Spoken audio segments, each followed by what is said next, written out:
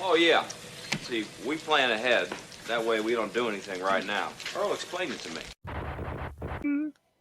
There we go. I love What If. These are some of my favorite comics growing up, and one of my favorite ways to write a story. Take a story and think about it from a different perspective. Those of you who haven't read James, that was just published a couple months ago, the story of Huckleberry Finn from Jim's perspective, it is fantastic. Give me more What If any day, anywhere. James? Yes. Story of Jim. Yeah. I'm sorry. I was just thinking of Family Guy. I thought that was your name. Yes, that is the whole joke. Sorry. So, have you seen seasons 1 or 2 of What If?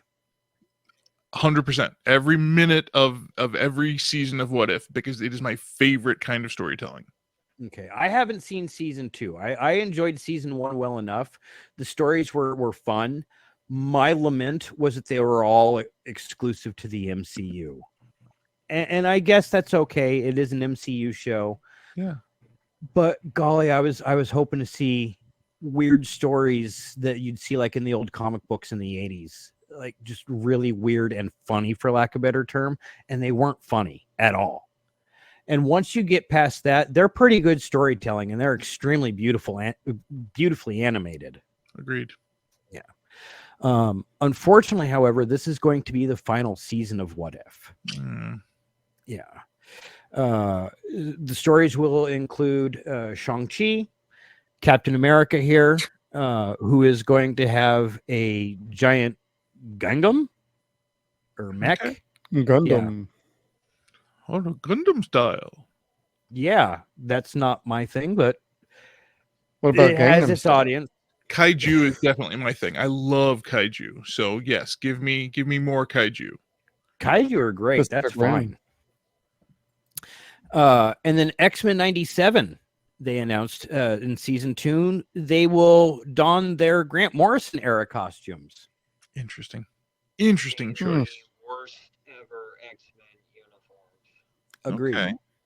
So there were, golly, I feel bad. This is something I was going to tell Chad before we started. Probably wasn't something I was going to say publicly, but Here we are. so yeah, this series made me stop reading X-Men when Grant took over X-Men and just totally fucked up everything that the 90s had going for it. The movies came out, they were pretty popular. They said, you know what? Make the comic book look just like the movies. So they got rid of the colorful outfits. They made them all look black, like they were wearing latex. It didn't look interesting. They made Beast look like a cat instead of an actual beast. Secondary mutations. Yeah, they made them all behave worse than they looked, and it was just really bad. Like, bad is just the only way I could describe it. There were a few shiny points from it, like they came out with Cassandra Nova. That was an interesting character, but she was not interesting enough to where she could have held Deadpool and Wolverine being that type of character that she was in the comics. Like, she needed to have been played like Emma Corrin played her to make the movie interesting.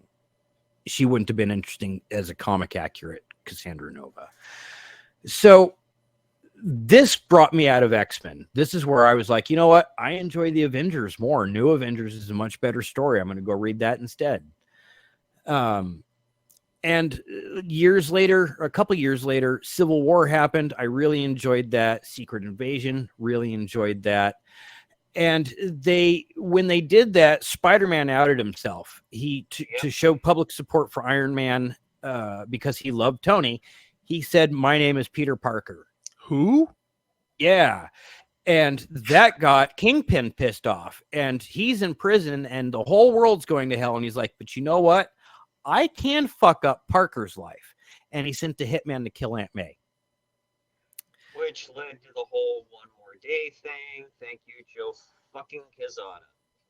Yes, Joe Quesada didn't like Mary Jane being married to Peter anymore, didn't like any of the way that Spider-Man had been going.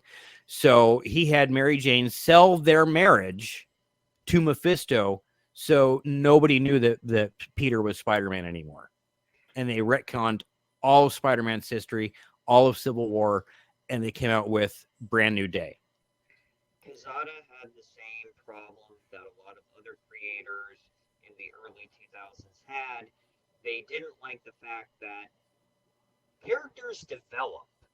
Yeah. I mean, because... And they weren't their fucking characters. Exactly. That was it.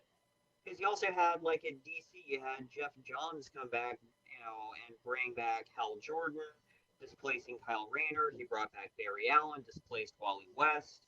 Characters that people my age had really gravitated towards just got swept under the rug. Oh, we're bringing it back to the old timers. Y'all have had your day. Yeah. Which pissed me the fuck off. Now, with X-Men, with Grant Morrison, I loved Morrison's run on JLA. Those were damn good stories. And I was thinking, hey, if they did that good on JLA, X-Men should be good. Fuck me, I was wrong. Yeah, it was all very, very trite. I mean, the whole deal with fucking Cyclops having a mental affair with Emma Frost. Yeah, Just that was ridiculous.